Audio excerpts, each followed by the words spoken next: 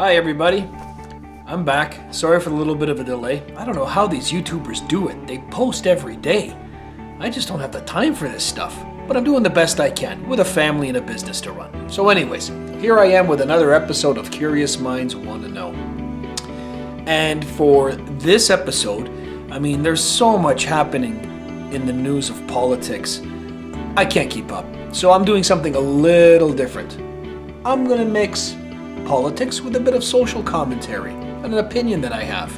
And yes, we are embarking on that's right, Toronto Maple Leafs and politics. How are they connected? I'm going to tell you.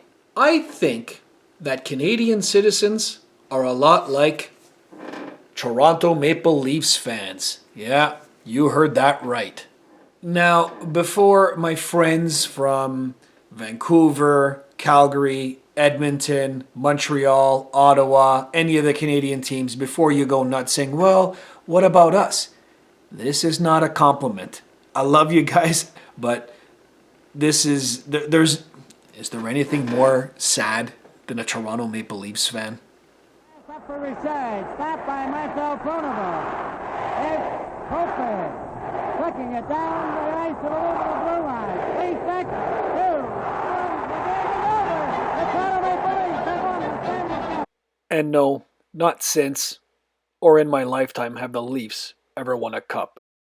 55 years we have not held Lord Stanley's mug. Consider this just days before the cup was won by the Leafs. Elvis and Priscilla Presley were getting married in Las Vegas. 2 days after that, the Lunar Orbiter 4 spacecraft was launched to orbit the moon. And the most popular song of the day the Leafs won? A Little Bit Me, A Little Bit You by the Monkees. And what's the result of all this? Year after year, it's continued packed stadiums and continued unfounded optimism. So how does this relate to our government? Well, in 2015, I'll give the people a bit of a pass. I guess people were tired of Stephen Harper. Justin Trudeau came in, again with a lot of hoopla, promised change, and people wanted change. So in 2015, when they voted in the Liberal Party, I give you a pass. But since then, 2 more elections later, 8 years later, Canadian citizens continue to vote this guy in. Now, I know we have passed the post system. Some are going to say, well, the popular vote or the actual votes were won by the Conservative Party. It doesn't matter. The way our system is, we all know what it is before we get into this. The Liberal Party is in power. So just like Leaf fans that pack stadiums, Canadian citizens continue to vote in the same guy. So to me, it's the same thing. And what's wrong with that? We are continuing to support an incompetent government very much like the Leafs organization. I want to compare leaders now. And as I was doing my research, I kind of chuckled a little bit because 2015 was a big year. Both the Leafs and Canada chose leaders. So let's compare the two. Let's start off with Mike Babcock. Mike Babcock was a highly touted coach at the time. He spent the previous 10 years coaching the Detroit Red Wings and was hired for big money, $50 million to be exact. His credentials are impressive. Babcock had spent the last 10 years coaching the Detroit Red Wings. They went to a Stanley Cup championship in 2008 and a final in 2009. Babcock was the coach for the Canada at the 2004 IHF World Championships. He also coached Canada's men's team to Olympic gold medals in 2010 and 2014. Mike Babcock was also the coach for the Men's World Cup of Hockey in 2016. You. No. No, you're very good, you. No. You are very good, There's you. a lot more to it than that. You're very good, you. There are underlying things You that you understand me? don't... No, you're right. You're right on the money. Yeah, he does seem pretty awesome. Right? All these accolades. All I can do here at this point is remind you folks the old saying, do not judge a book by its cover. It's 2019, and the Leafs signed skilled veteran Jason Spezza. It was a storybook signing, as the Leafs were Spezza's team growing up, and their first game was against the Ottawa Senators, a team that he played for over 10 years. It was pretty exciting stuff at the time, especially with his family in attendance. The anticipation was high. Well, that is until he found out he was a healthy scratch by the coach. It was game 1 of the regular season, and this was a pure move by Babcock. I thought that then, and I still think it now. You dick! Then reports surfaced that Babcock asked then rookie Mitch Marner to rank his teammates from best to worst based on their work ethic. According to The Athletic, Mitch Marner did so and put himself down on the bottom of that list. Babcock then shared Marner's list with some of his teammates. What a position to put a 19-year-old rookie in.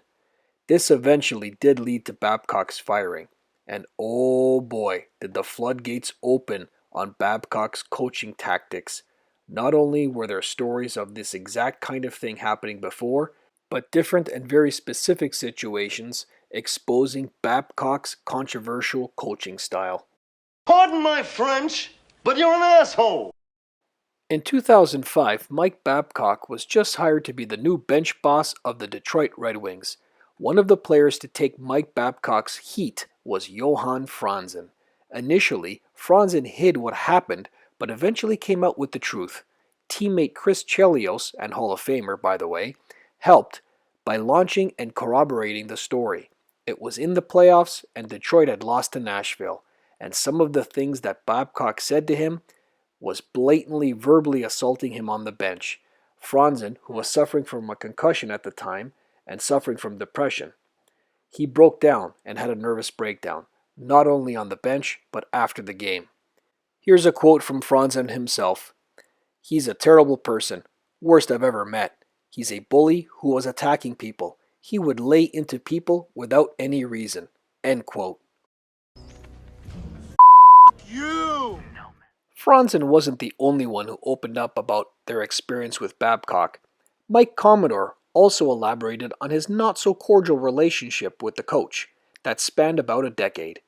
In Mike Babcock's first year as coach in Anaheim in 2002-2003, he called Commodore to welcome him to the team, saying to show up the training camp in shape. He then sent Commodore down to the minors and reported to the media that he was out of shape. Babcock also presented this in front of the team. Commodore claims that he was not out of shape because he could not make it on skill alone and needed to be in good condition. But he could never shake this reputation that Babcock presented. A few years later, the two were reunited in Detroit. Commodore was looking for a team to sign with likely his last contract in the NHL. Babcock assured him that things would be okay, assuring him a position beside Hall of Famer defenseman Nicholas Lidstrom, and asked for him to sign. So Commodore did. Unfortunately, he was hurt in training camp, and when he returned to health, Babcock scratched him several times. He played about 17 games before being traded away at the deadline. So what's Mike Commodore's opinion on Mike Babcock? Well, I'll let him tell you in his own words. I love 99.9% of the coaches or people that I've been around, I love. That guy's a scumbag and go himself. Remember the Jason Spezza story? It happened once before. One of the greatest American players ever, Mike Modano, was in his last year as a player, approaching 1,500 regular season games. 1,500 games is an exclusive club that just 21 players in the history of the NHL are part of. And now we can thank Mike Babcock for not allowing Mike Modano to reach this milestone. At the age of 40, he was a healthy scratch by Mike Babcock. If you say to yourself, hey, they might have needed this to happen because Detroit needed the win. Know that at the time, the Red Wings were a shoo-in for the playoffs with 104 points. Here are Mike Modano's words on the subject. Yeah, it was a bitter pill. Still to this point, it would have been nice to finish at some type of high note after that season I went through in Detroit. So yeah, it was a tough one. Have a listen to former NHLer Darren McCarty speak on the Modano situation when questioned on the matter. What's that tell you? When you had the chance to, when you have the chance to get these things, why you are you get gonna them. say this to me when you know that I know we're on radio and I can't friggin' let it out and say, listen, doesn't it reveal itself of what we've found out about said Babcock or whatever? Because there's too many good people in the game to have a guy like that. Because if you don't think that was intentional, you intentionally not do that. Now, Justin Trudeau is a lot like Babcock. Overtly, he's kind and one that creates an aura of success and positivity. But the truth is, behind the scenes, it's another matter. Remember the SNC Lavalin scandal in 2019? Well, in April of that year, don't forget that Trudeau expelled Jody Wilson-Raybould and Jane Philpott from the Liberal caucus. Raybould was the first Indigenous woman to hold the office, and shortly after this, Justin Trudeau's top advisor, Gerald Butts, resigned over claims government interfered in criminal case. And who could forget Elbowgate? And then how he divided Canada by calling protesters and people who did not want to get vaccine at the time names and labeling them without even talking with them. Mais il y a aussi des gens qui sont farouchement opposés à la vaccination. Qui sont extrémistes. Qui croient pas dans la science, qui sont souvent misogynes, souvent racistes. This guy sucks. Yes, Mr. Barker. Yes, he does. Treats his staff just like Babcock treated his players. Is there a little similarity there? Whoa, I think there is. Absolutely, Uncle Buck. Absolutely. And that's my point. You know, in my overactive imagination, it all of a sudden came to me. Being a Canadian citizen is like being a Leafs fan. A Leafs fan continues to support an organization and pack the stadiums, although there is no success, true success to speak of, and that's the Stanley Cup. As far as politics are concerned, nationally, 8 years of the Liberal government. And what do we have to show for it? High inflation, bad policy, scandals, lies. No real success stories.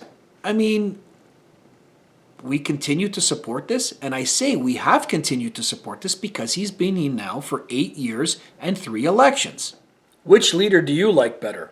Mike Babcock or Justin Trudeau? It's like asking me what I want, except for gonorrhea. What do I care?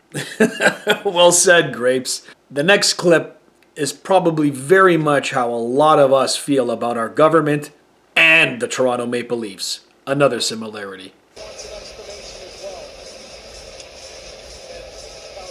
Well, that's it for today. I am going to need my goblet more than ever.